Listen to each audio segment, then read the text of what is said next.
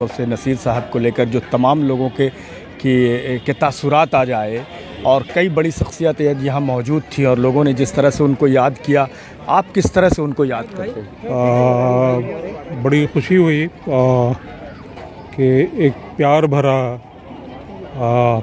जुमला उन लोगों ने हमारी फैमिली के लिए कहा और वालिद मोहतरम का तरीक़ा बिल्कुल दूसरे लोगों से बहुत अलग था।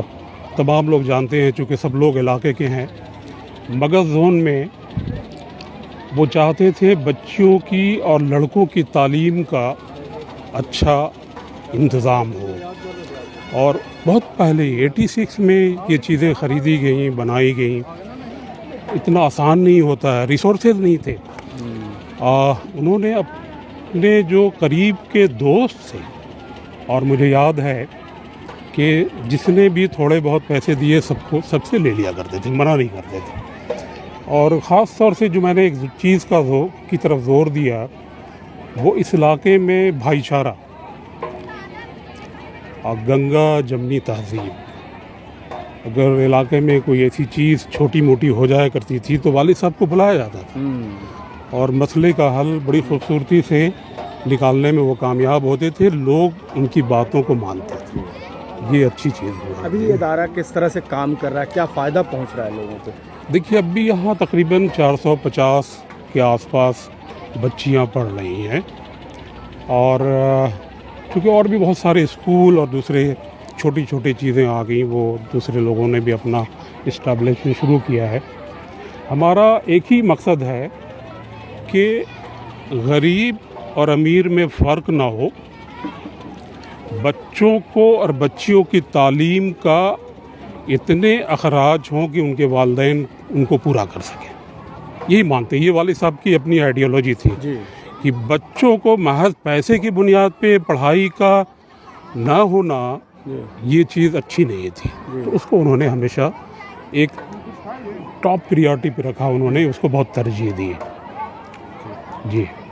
लड़कों का जहाँ तक मालूम है, लड़कों की तालीम में आपने देखा कि कहाँ कहाँ किस किस इदारे से जुड़े रहे। और एक ये उन्होंने इनका एक थिंक टैंक था, एक कोर टीम थी जिनका मैंने नाम लिया। कौन कौन लोग?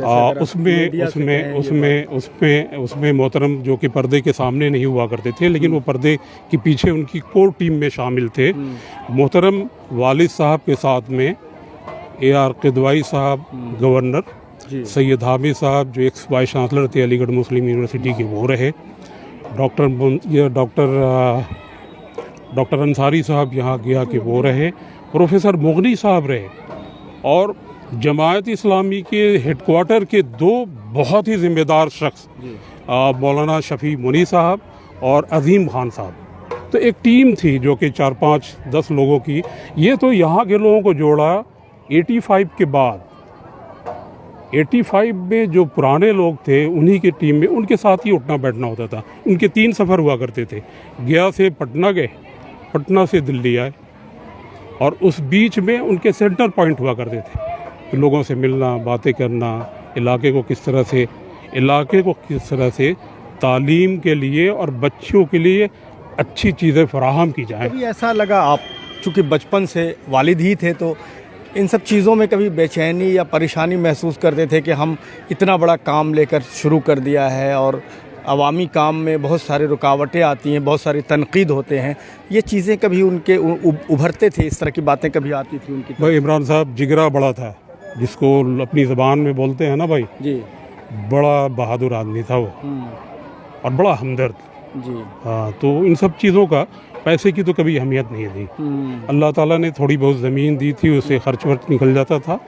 वालदा मोहतरमा हमारी घर को मैनेज करती थी, खेती बाड़ी को मैनेज करती थी, रिश्तेदारों को मैनेज करती थी, गाँव के लोगों को मैनेज करती थी। हमारी तालीम और तरबियत में उनका बड़ा रोल है। माशाल्लाह हयात हैं। वालिद सिर्फ समाज के लिए, वालिद साहब तो उनका तर्ज अमल और काम करने का तरीका, मुझे लगता है सदियों में कोई इस तरह का आदमी पैदा होगा। जो तरीका था काम करने का, बड़ा अजीब